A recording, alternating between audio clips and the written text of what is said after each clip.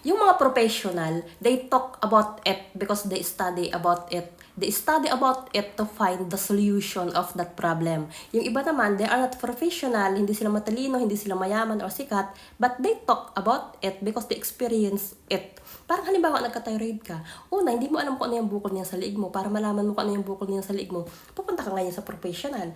Ngayon, sa dami-dami ng proseso, alam nila yung sintomas, yung pakiramdam, at alam nila kung ano yung sakit mo kahit hindi pa nila naranasan. Ikaw, alam mo yung sintomas, yung pakiramdam, pero hindi mo alam kung paano gamutin yung sarili mo. Sila, alam na nila kung ano yan, pero hindi sila bumabase sa sintomas lang. Kailangan mo pang dumaan sa maraming test, maraming laboratory test, para lang magamot ka ng safe. Ngayon, nagamot ka na.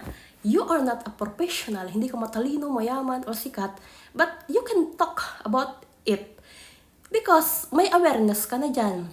Sa lahat ng bagay, huwag tayong magsasalita ng sigurado sa mga bagay na hindi naman natin naranasan or hindi naman tayo professional dyan. Pwede naman tayong magbigay ng opinion, pero huwag nating ipipilit yung opinion natin ng dahil lang sa marami ang umaayon sa opinion natin or yung opinion natin or umaayon sa opinion natin yung opinion ng idolo natin na hindi rin naman professional sa ganyang larangan or hindi rin naman niya naranasan yan. Kasi para lang tayo niyan manghuhula na nag-vision na vision lang, pwedeng totoo, pwedeng hindi.